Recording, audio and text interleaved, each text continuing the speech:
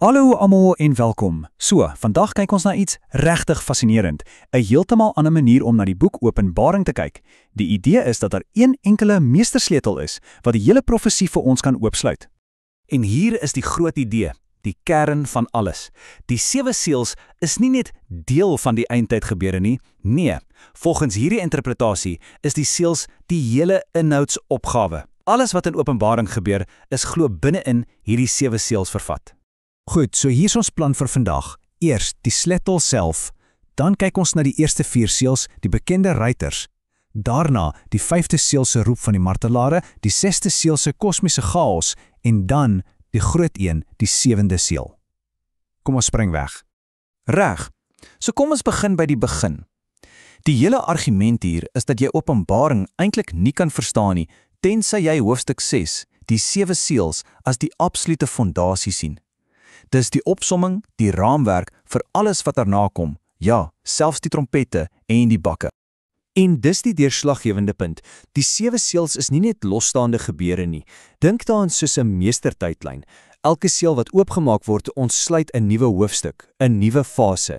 Die seels is die raamwerk en al die ander dinge wat ons lees, is die detail wat binne daardie raamwerk pas. Goed, nou kom ons by die deel wat almal ken. Die 4 ruiters van die Apokalips. Hier word die hoofspelers, die groot kragte wat tydens die verdrukking aan die werk gaan wees, een vir een op die toneel gebring. En ons begin met die eerste seel, die wit perd. Nou wie hier die ruiter is, dis seker een van die grootste debatte in die hele Bybel, maar die interpretasie wat ons vandag bekyk, is nogal ongewoon. Dis dop nie wat jy verwag nie. Kyk hierna. Die meeste mense dink die ruiter op die wit perd is of Christus of die Antichrist. Maar hierdie bron sê, nee, dis die 144.000 eindtyddienaars van God. Die boog sonder pyle, dis hulle getuienis. Die kroon, dis vir hulle martelaarskap. En hulle oorwinning, dis om siele te wen. 'n Heeltemal ander prentjie, né? En die sleutel tot hierdie argument lê in die tipe kroon wat die ruiter dra. Jy sien, daar's 2 Griekse woorde vir kroon. Diadema is 'n koninklike kroon, gedra deur konings en ja, ook die dier. Maar hierdie ruiter dra 'n Stefanus. Dis oorwinnaarskroon, die tipe wat aan martelare en atlete gegee is vir hulle getrouheid. Daai klein detail verander alles in hierdie interpretasie. Goed, van die wit perd gaan ons nou na die tweede seel. En met die rooi perd verdwyn vrede heeltemal van die aarde af. Hierdie rooi perd en sy ruiter, dis nie sommer enige oorlog nie. Volgens hierdie bron verteenwoordig dit globale oorlogsmagte wat 'n finale wêreldoorlog begin. 'n Kernkonflik so groot dat dit vrede letterlik van die aarde afvat. Die groot swaard simboliseer die ongekende vernietiging wat 1/3 van die mensdom sal uitwis. En wat volg natuurlik op 'n verwoestende wêreldoorlog? Wel, die 3de seel bring 'n krisis van 'n heeltemal ander, maar ewe skrikwekkende aard. Dis die swart perd en dit bring wêreldwye hongersnood. Die weegskaal in sy hand simboliseer die presiese ransonering van kos. Die teks sê 'n dag se loon vir 'n bietjie koring. Dis hiperinflasie op 'n skaal wat ons nie kan indink nie. En hierdie totale ekonomiese ineenstorting, dit maak die deur waarwyd ook vir die Antichrist om met 'n stelsel van absolute beheer in te stap. En dan die 4de seel. Met hierdie ruiter is daar geen raaiwerk nodig nie. Sy naam word reguit vir ons gegee, die dood. Die valperd en sy ruiter, die dood met Hades wat kort op sy hakke volg. Dit simboliseer die heerskappy van die Antichrist en die valse profeet. Kyk na die wapens, swaard, hongersnood, pes. Dis die instrumente van 'n totalitêre regime.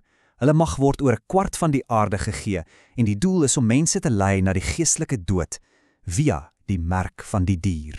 Reg, na die 4 ruiters verander die toneel dramaties. Met die 5de seel skuif ons fokus van die chaos op aarde na 'n oomblik in die hemel. En wat ons hier sien, is die siele van die martelare onder die altaar. Hulle roep uit, hoe lank nog, Here? Dis 'n kreet vir geregtigheid. En die antwoord is so betekenisvol. Hulle word gesê om nog 'n klein rukkie te wag, totdat die getal van hulle mede-martelare voltooi is. Dit sê vir ons iets dieps. Selfs te midde van die ergste vervolging, is daar 'n presiese, goddelike plan en tydlyn wat besig is om te ontvang. As jy gedink het die 4 ruiters was erg, wel met die 6de seel skuif dinge na 'n heeltemal ander vlak. Ons gaan van rampe wat deur mense veroorsaak is, na die letterlike ineenstorting van die kosmos self.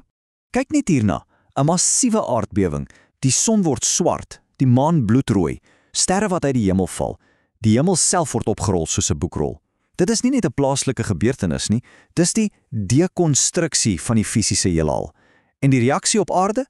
Almal van die rykste koning tot die armste slaaf probeer wegkruip in grotte en berge. Hulle roep vir die rots om op hulle te val want die oordeel is so oorweldigend.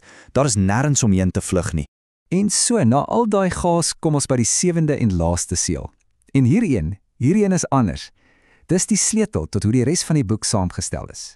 Ja, dit is die deurslaggewidende punt. Die 7de seël is nie nog 'n ramp nie. Dink daaraan as 'n deur. Wanneer dit oopgemaak word, lei dit ons na die volgende fase van gebeure. En hierdie wys presies hoe dit werk. Stap 1, die 7 seëls word oopgemaak en dit gee ons die hele oorsig. Stap 2, die 7de seël word oopgemaak. En wat is binne in daardie 7de seël? Die 7 trompette. Dis 'n geneste struktuur, soos daai Russiese poppe, waar die een in die ander pas. Die seëls bevat die trompette, en later sal ons sien, die 7de trompet bevat die 7 bakke. So om dit eenvoudig te stel, die 7 seëls vertel ons wat gaan gebeur. Hulle is die groot prentjie, die opsomming. Die trompette en die bakke, hulle vertel ons hoe dit gaan gebeur. Hulle is die detail. Die seëls is die inhoudsopgawe en die res van die boek is die hoofstukke wat daardie punte uitbrei. En dit bring ons by ons laaste vraag. As hierdie tydlyn van die einde dan so ongelooflik gestruktureerd is, soos 'n reeks bokse binne in mekaar, wat sê dit vir ons oor profesie self? Beteken dit dat die einde nie net 'n reeks chaotiese, lukrake gebeure is nie, maar eerder 'n ongelooflik presiese, geordende plan wat ontvou? Dit verander hoe 'n mens na alles kyk, né?